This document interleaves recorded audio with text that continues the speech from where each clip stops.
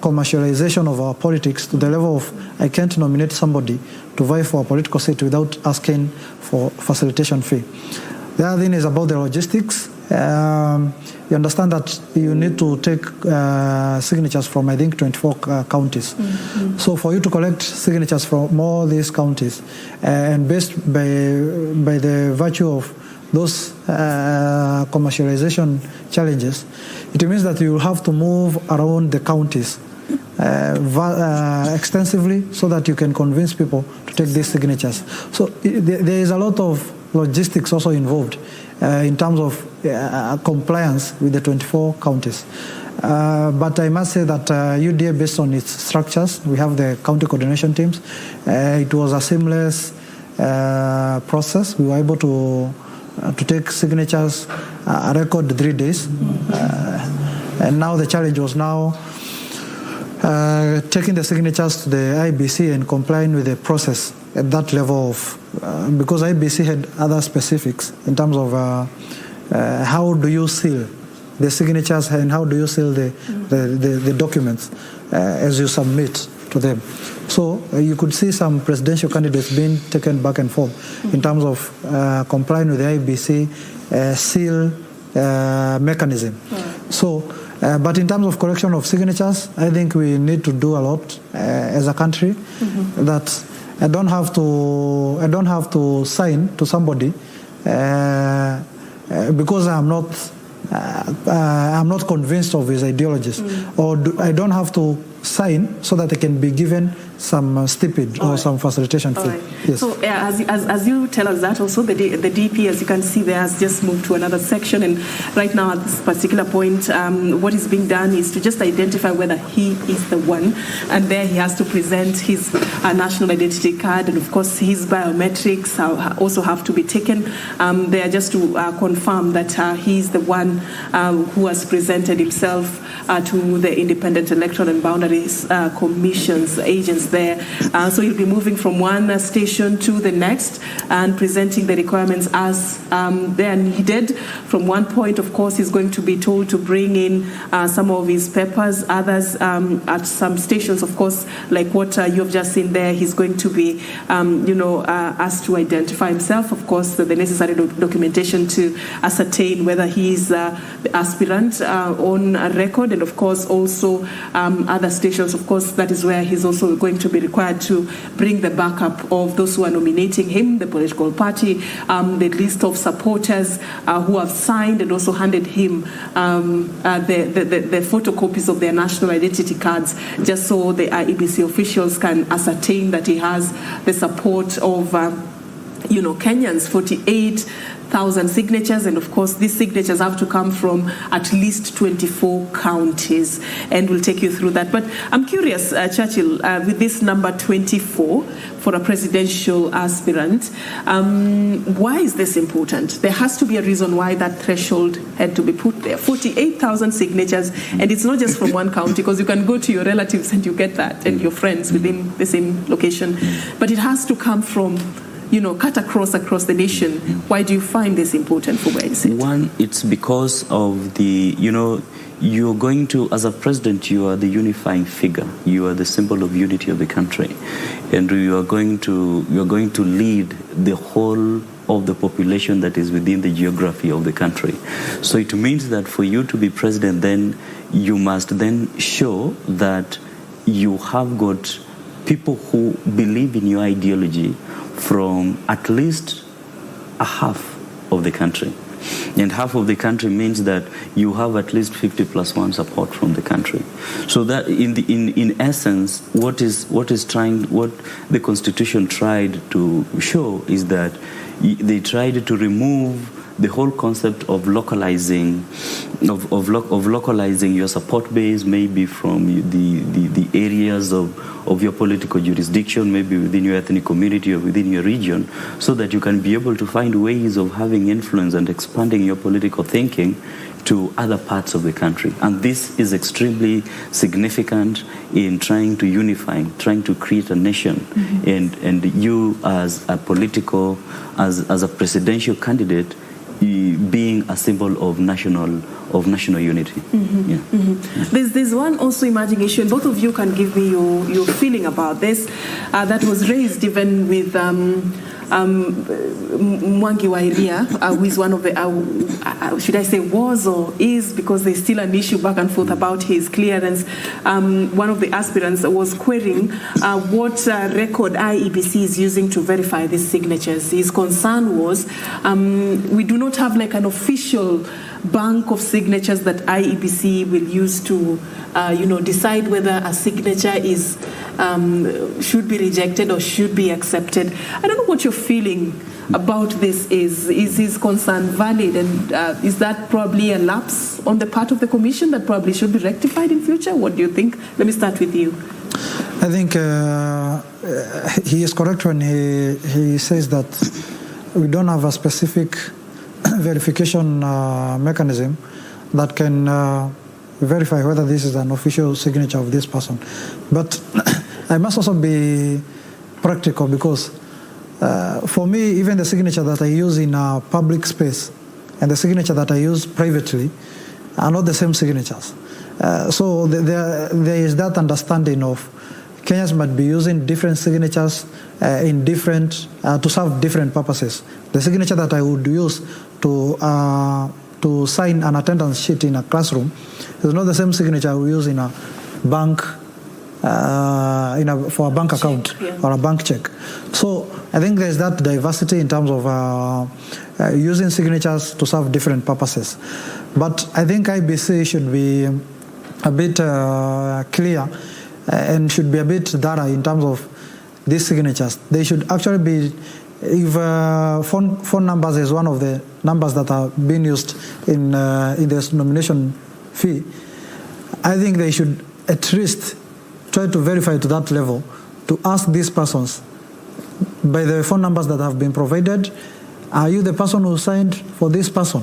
So they actually call all the 48,000? Yes, they can call. For all the aspirants? Yes, they can call, or they can even call at least maybe a 10% of that list, so that they can verify that indeed this person signed for this presidential aspirant, so that we have credibility at that level. And we take even the presidential, not even the presidential, all candidates at whatever level, they can be taking the process of collecting signatures to be as serious as at that level. We have the IEBC chair, Wafula Chebukati, there on your screens, waiting for the Deputy President, William Ruto, accompanied by his running mate, Rigathi Gachagua, to get to his section there for further clearance. Of course, he's still going through clearance by the other IEBC agents. So later we will, be also expecting that he is going to appear before the IEBC chairperson, Wafula Chebukati, and the chief registrar of political parties, Ruto, is also part of this particular delegation at the Bomas of Kenya, also just ensuring that this whole process is as clear, transparent, and objective as possible. So, Churchill, that same question. I mean, do we have an official data bank of signatures? And then if an aspirant presents 48,000 signatures and they're told out of those 5,000 are not, have been rejected, I mean, using which basis or against which documentation? What do you feel about that? I think those are very valid questions that need a lot of reflections by not just even IEBC but various organs of government. And I think that today there are numerous technological advancements that has provided for us opportunity to even have much more secure ways of identifying people. For example, the biometrics, there are even those technologies that are able to identify an individual just through the eyes. You look at a technology and it can identify you. It has got unique identification features. Mm-hmm. So these are ways that you can be able to be employed into the country sustainably to ensure that you get some of these gray areas out. Because the signatures and today and tomorrow will not be the best way to identify people. Because you see, when you look at a backlog of a huge number of people who are voting, most of them are people who do not even necessarily know how to write, when you go into the rural communities. When you tell somebody to write a signature, he will do a signature today, and you tell him to do a signature, he'll do another one. Yes. He'll not even remember. Yeah. But these unique features will always remain irrespective of how literate or where you are or age or something like that. So I think there is need for institutions to move with technology and find mechanisms of coming with the ways in which you can uniquely identify people, and also ways in which you can protect this data. Because as Maina said, and that is true, because you see, one of the first things that I will question when you want to ask me for my ID is, what are you going to use this ID for? And that is a very genuine question, because people have used, there have been thieves who have used people's identities to do very, very malice things. And so it is very genuine for people to fear and so to protect their legal identities. So these agencies and IEBC must be very deliberate in finding mechanisms of identifying people and deploying these mechanisms even down at the political party levels. Yes. All right, so we have the Ford Kenya Party leader, Moses Wetangula, the National Assembly Speaker, Justin Muturi, and the former Majority Leader, Aden Duale there, as part of the team of leaders from the Kenya Alliance who have accompanied the DP, and also ANC Party leader, Musalia Mudavadi. They're just making sure that they're standing together with their presidential candidate under the Kenya Kwanza Alliance as he goes through the clearance by the Independent Electoral and Boundaries Commission. So this process had begun earlier, and the Deputy President is currently going through, from one IEBC agent to another who are located in different locations. Of course, every stage there's a different requirement there, and so far seems to be so good. But we'll know the final verdict at the tail end of it there. And we've seen there the IEBC chairperson, Ofula Chebukati, also just on standby at one of the sections there, waiting also to interact with the Deputy President this particular morning. So we'll stay on Bomas of Kenya for you, so you can also just be part of this particular process. But in studio, we're also just dissecting this entire journey that quite a number of aspirants have been taken through. Today, it's the Deputy President William Ruto. Tomorrow, IEBC also is expected to be taking the Azimio la Umoja presidential flag bearer Raila Odinga through the same process.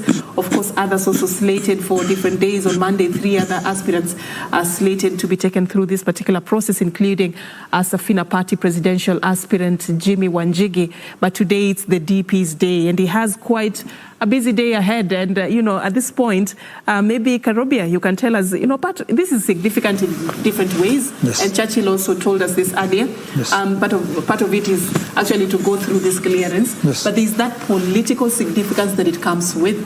And I know as Kenya Kwanza, there's a way our team is planning to take advantage of this day. What is it that, is expected in the day? One thing, I want to begin it from Bomas. The people who will propose and second the Deputy President, William Samoei Ruto, as he seeks the presidential candidate, are ordinary hustlers. I think there will be a Mama Mboga and a Boda Boda rider who will be doing the seconding and the proposing. So to that level, we are capturing the hustler spirit in our political journey. The other thing is that the journey towards hope, towards economic revival, the journey towards political stability in our country begins today, as envisaged by William Samoei Ruto during his presidency. I think today is the day that the political campaigns are going to begin as per his schedule. They're going to begin today? Started already? As per his schedule. I understand that he has already made a statement that going forward we are going to witness political campaigns that have never been seen before. So we expect high-octane political activities from the Kenya Kwanza fraternity and also from the UDA party. So what we expect is that the hustler spirit is going to now rise all over again compared to the last maybe 3 months that we have seen.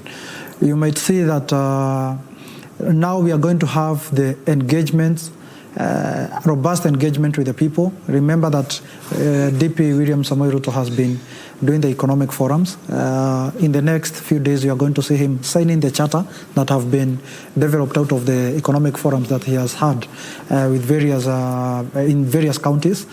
So we are going to find a political campaign that will be tied to the economic issues that we have been having in our nations. We are going to find a political campaign that is going to offer solutions from the hustler perspective, now offering solutions towards the economic challenges that we have been having. And this is the campaign platform that William Ruto has been offering, that we need to have a conversation, a political conversation that is majorly dominated by the economic challenges that we have been having and dominated by the economic solutions that various candidates are going to offer Kenyans, right from the MCA level up to the presidential level. Yes. All right. Just what you're talking about earlier, we are seeing also, I believe these are part of the people who are going to second him. Mama Mboga there and Boda person. Yes. Also just part of that. Also, they're interacting with the IEBC officials there. Yes. Maybe this could be part of their details being taken also, just to put it on record that these are the people that came to actually on record support the DP's State House bid. As Karobia said earlier, you chose to go the hustler direction. So, yes. Yeah. Our campaign platform is based on the ordinary person. It is based on the people at the bottom of the economic pyramid. So it would only be right that the seconders and the proposers are people at the bottom of our economic pyramid. Remember also, our campaign platform is based on building an equitable and inclusive economy. That's what basically the bottom-up economic model is all about. Investing at the bottom, investing at the people who own micro and small medium enterprises. That's where our campaign, that's where our people, that's where we consider our base to be. And that's why you find the seconders and the proposers and majority of our political supporters, they come from that specific economic status. So it would only be right that we involve those people, even in terms of crediting and in terms of even seconding and proposing our candidature at the IEBC level. Yes. All right. I'm coming to Shashil shortly, but you cited something relevant about the campaigns by the Kenya Kwanza Alliance, and this is the economic forums that we saw happening across the country. Different leaders. There was Rigathi Gachagua who went to the Rift Valley region. Yeah. Moses Wetangula and Musalia Mudavadi went to the Western region. Yes. The Deputy President was in the Coastal region, and even here in Nairobi, he has held quite a number of such meetings. There must have been something that cuts across, that stands out, that Kenyans share in common as part of what they want included in the final charter. Yes. What are some of the key areas, priority areas for the Kenya Kwanza in the economic agenda? I've been privileged to attend some of those economic discussions. Next week we'll be going to Wajir, the northeastern part of our country. And one of the issues that I realized is that there is the double taxing. You have to there are a lot of compliance in documents. For instance, if I have a business, I have to comply with the county government. I also have to comply with some other institutions that have been set by the national government. So what came out majorly from this discussion is that we need to have a one-stop center or one document that creates the compliances of all these institutions, the NEMA, the county government, and other relevant institutions, so that you are not double licensed from various institutions. The other thing is that if I want to move goods from county A to county B and to county C, from county A to county C, it means that I will pay the cess in county A, in county B, and when I get to County C. So there is that integration that Kenyans want, whereby people want an integrated way of paying revenue so that you don't have to pay revenue in all these counties. We understand that each and every county has its own financial system, but Kenyans are asking whether we can have a way of having an integrated way of paying this revenue.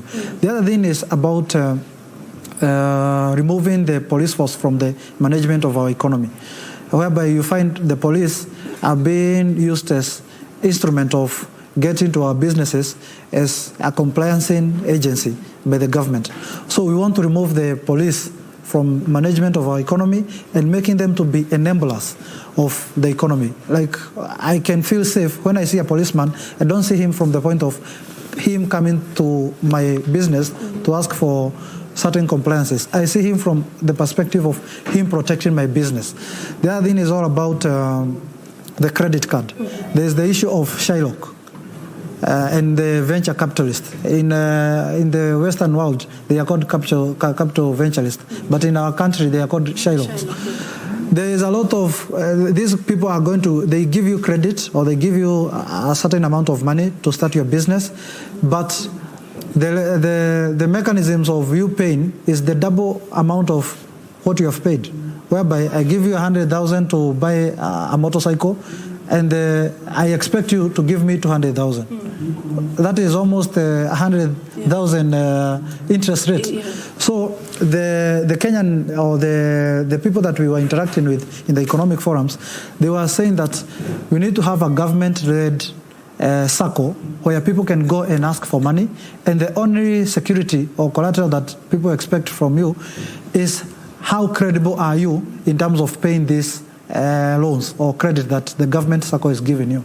So Kenyans are asking whether we can have a government-led circle or a government-led bank that can be giving easy and practical loans or credits to these small and medium enterprises. All right. Yes. You'll take us through more of what is in store for Kenyans if Kenya Kwanza takes, wins the election under Deputy President William Ruto's administration. But right now, the process so far so good, and the DP has just being taken through the process of his academic documents being checked and vetted. Of course, he's in the company of quite a number of leaders from the Kenya Kwanza Alliance, but also key among them are two individuals who, according to the Kenya Kwanza Alliance, are crucial in this particular campaign.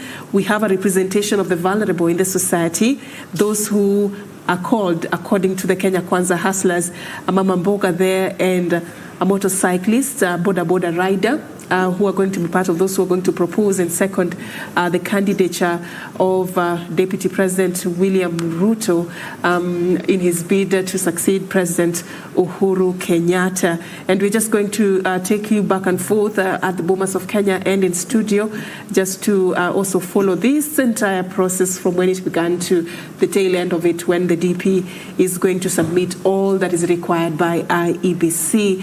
Leading the whole process is the Iebc chairperson, Wafula Chebukati, who is also there at the Bomas of Kenya. But of course, just to come to you, Churchill, we're talking about issues shaping the politics of 2022. You've heard from Karobia the economic agenda that the Kenya Kwanza Alliance has for the country. Does it convince you? As a Kenyan first and as a political analyst, what do you think is pivotal for Kenyans? What as the issues that should form this particular election? I think that when you look at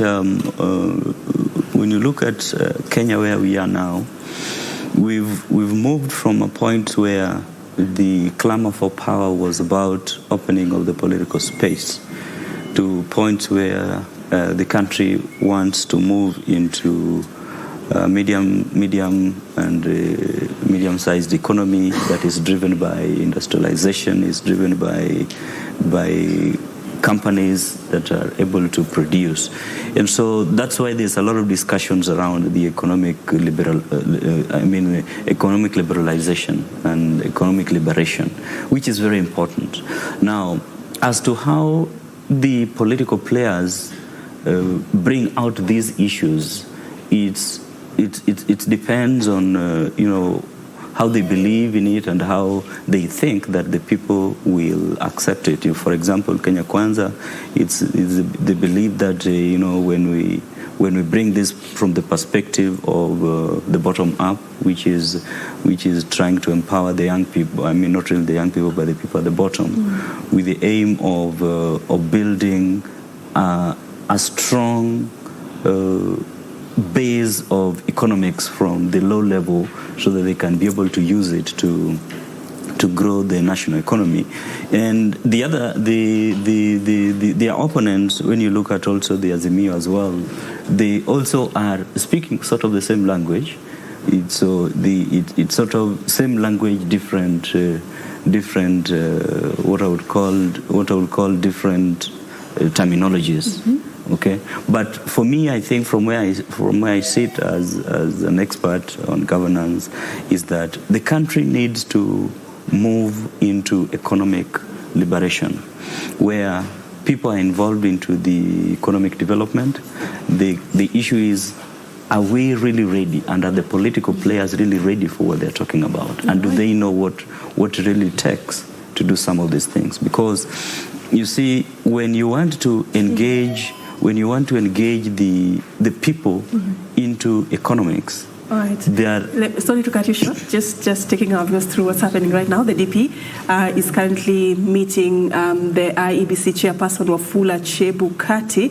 They are accompanied by a team of leaders from the Kenya Kwanza Alliance and also officials of the United Democratic Alliance Party.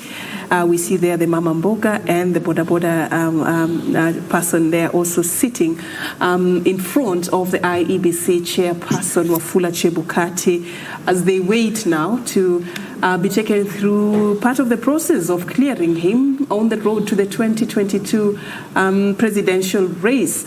Of course, he has already gone through several stations. His identity has been confirmed, the biometrics taken, his academic papers also checked.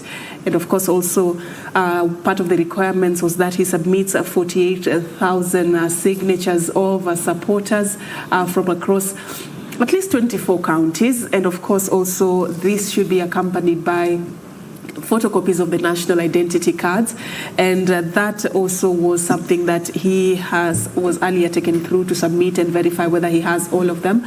I believe we should be knowing a bit later whether he met the threshold on that, but the process is not yet complete right now.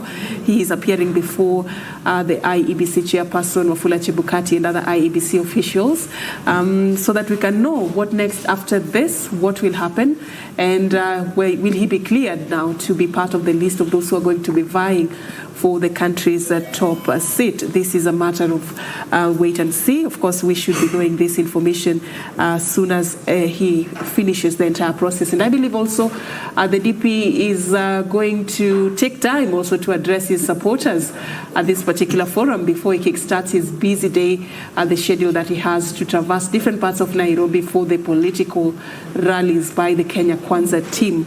So, Karobia, at this juncture, the DP is just, almost finishing this whole process. Yes. What do you think, is the feeling and the mood right there?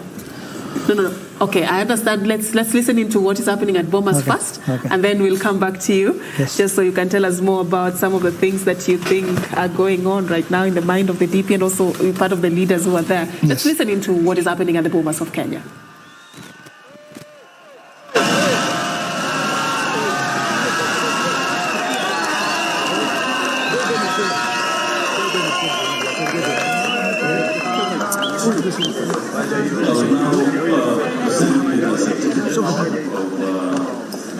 Registration, and before that, I would like you to look at the sample ballot paper, the official list, confirm the names, your names, and the running name, and you sign against the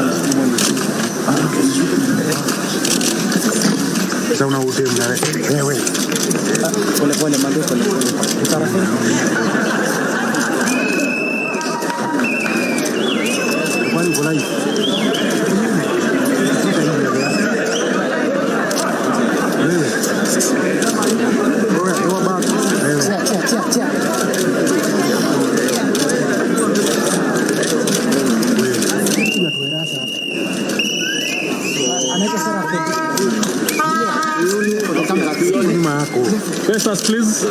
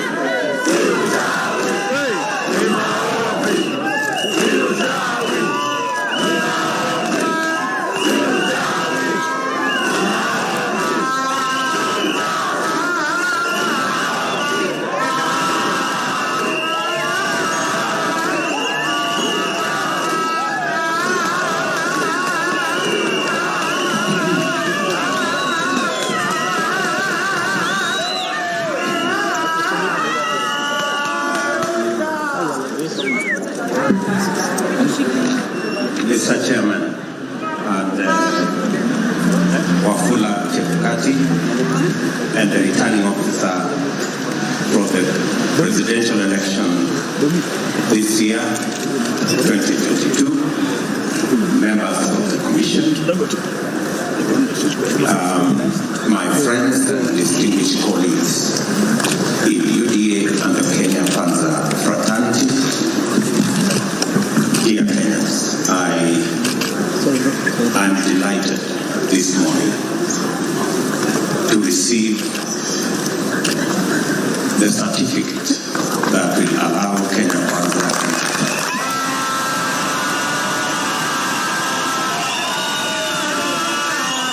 with my very able deputy in this year's general election. Mr. Chairman, our returning officer, I want to say in this podium that Kenya Kwanza has confidence in the Independent Electoral and Boundaries Commission. We are confident that you are up to the task.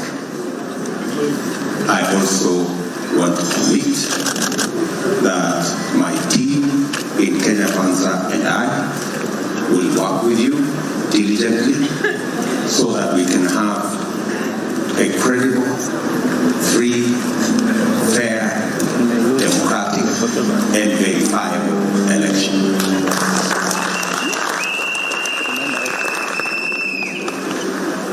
Anytime you need our cooperation or in any way our support, Mr. Chairman, I want to tell you we are available. I have appointed responsible, professional ladies and gentlemen to be our liaison between Kenya Kwanza and Iebc. Professor Kithure Kindiki, who is here,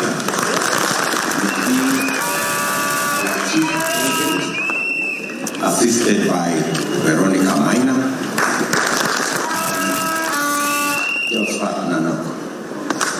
These are ladies and gentlemen who will work with you, making sure that the communication, the relationship between us as candidates and the Iebc is useful, is helpful in making sure that we run the length and breadth of this election without hitches. We are looking forward to working with you. I want to ask all our supporters across the country that this is a moment of our lifetime and we must do everything to protect it from violence, from unnecessary sideshows. We must keep our eyes on the ball and avoid unnecessary engagements and being sidetracked or being engaged in unnecessary shouting matches and contests that are outside the focus of the election that we are focused in. I want to ask all our Kenya Kwanza supporters, the UDA supporters, and all our affiliates in Kenya Kwanza to focus on the imminent win that God will grant us in this election.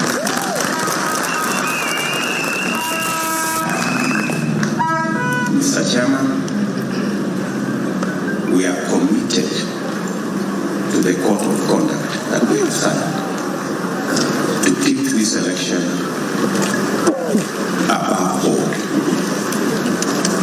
We are confident in your stewardship and that of Iebc in the elections of 2022.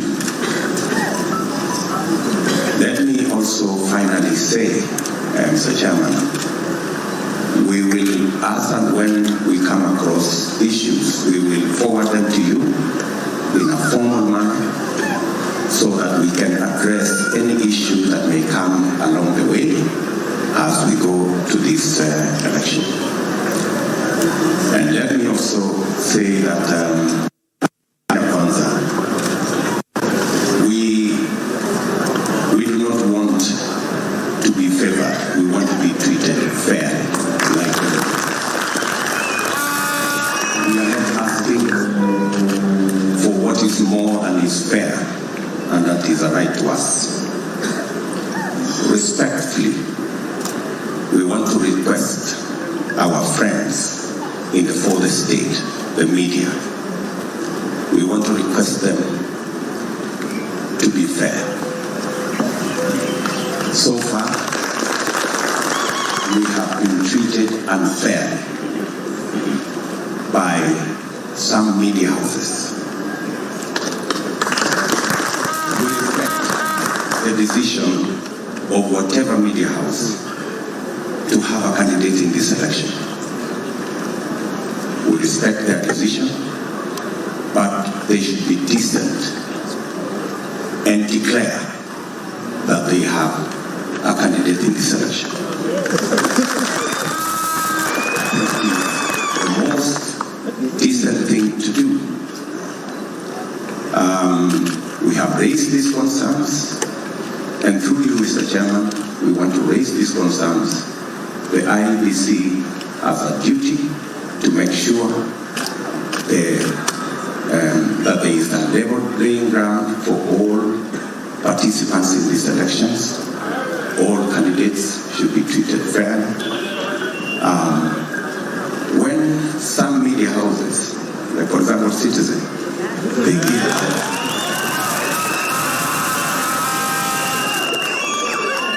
10 minutes of airtime and they give us 1 minute. When it flies in the face of integrity and fairness and balance.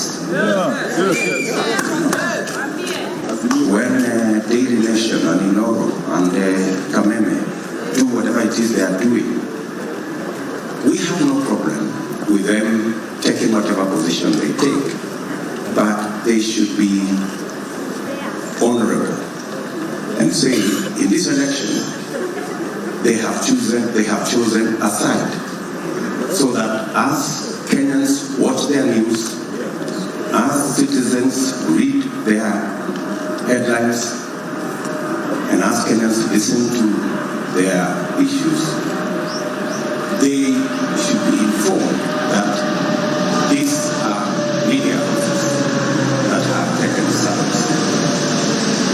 Let me repeat again, we have absolutely no problem with them taking any side.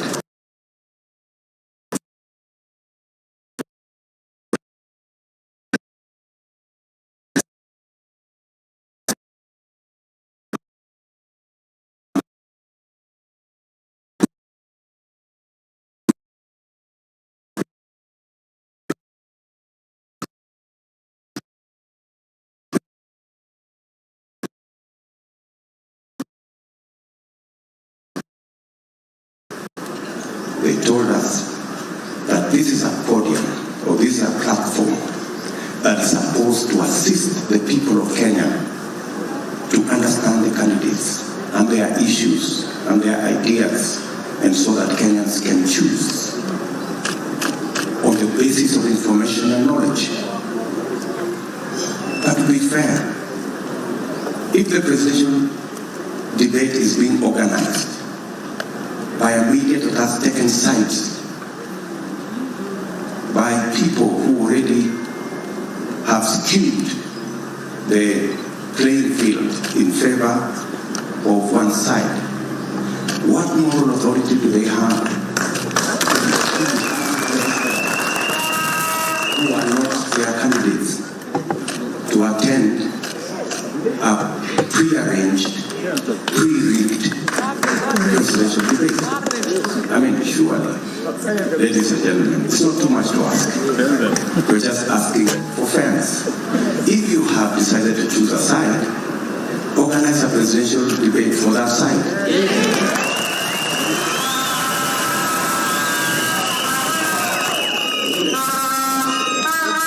Expect us to come and sanitize a debate that you have already skewed with the coverage of your news. I think we're just asking to be treated fair. And we have absolutely no problem with whatever you do. We already have to surmount huge challenges. We already have the so-called deep state. We already have the so-called system. We don't mind any other hurdles. We overcome those.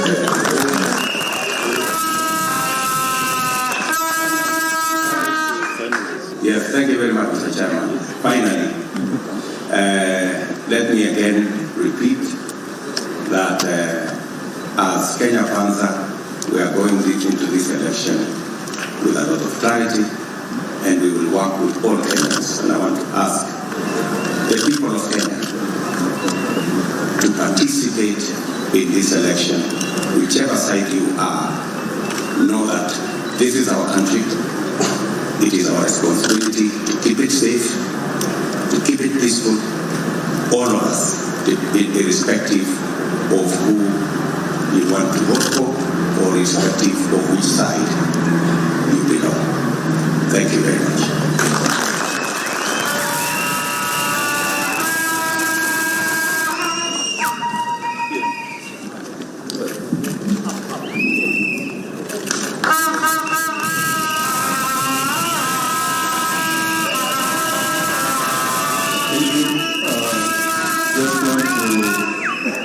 To say that, yes, you rightly point out, you have now signed the Electoral Code of Conduct, and the party has also ascribed to the same. Now, the Electoral Code of Conduct places responsibility on the candidates and the parties to conduct themselves with the decorum as you go on with your campaigns. There are penalties for failure to observe the Electoral Code of Conduct. And we also expect, it also clearly says that candidates must acknowledge the authority of the Commission in the conduct of elections. That is clearly spelled out in the Electoral Code of Conduct. And also candidates should implement orders and directions of the Commission and publicly condemn violence and intimidation and avoid use of hate speech. So as you go out to campaign, and this is for all candidates, please observe the Code of Conduct, ensure that the statements you make don't cause not likely to cause hatred among the citizens, or any kind of action that may lead to violence. From time to time, we have said you have a team that will be working with our team. But from time to time, as a returning officer, I require candidates to attend 1 or 2 meetings personally. Yes, so when I call for a meeting, please ensure you come, because it's for the good of the preparation of the elections. Otherwise, I wish you well, I and my team. And as you rightly pointed out, we are committed. We keep an open door policy. If there is issues, we want see in the media that IEBC is not doing this and this. We want you engage us, and then we shall respond. Otherwise, all the best of luck as you go around.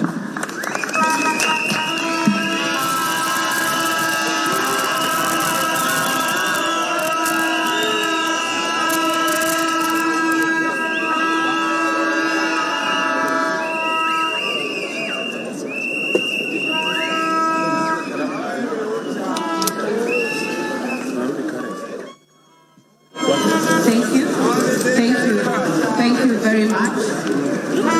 That is His Excellency Dr. William Samoei Ruto, who came in as a presidential aspirant, and he leaves as a presidential candidate for 2022 under United Democratic Alliance Party. So far we have had 11 presidential aspirants appearing before the presidential returning officer, and out of the 11 presidential aspirants, we have had 7 belonging to 7 of them are independent and 4 of them belonging to out of the 11 aspirants, out of the 11 presidential aspirants, we have had 4 filials so far. Thank you very much, His Excellency, and we wish you all the best. We request the media to have the interviews outside the auditorium. The media, you are allowed to have the interviews outside the auditorium. Thank you very much. All right, so there you have it. Must be such a happy moment for the Deputy President, William Ruto, who has just received his clearance certificate to be the presidential aspirant under the United Democratic Alliance Party, also being backed by the Kenya Kwanza Alliance. He's now the presidential aspirant. He is now officially a candidate, from an aspirant to a candidate, in the August polls. And of course, there speaking earlier was the Deputy President who expressed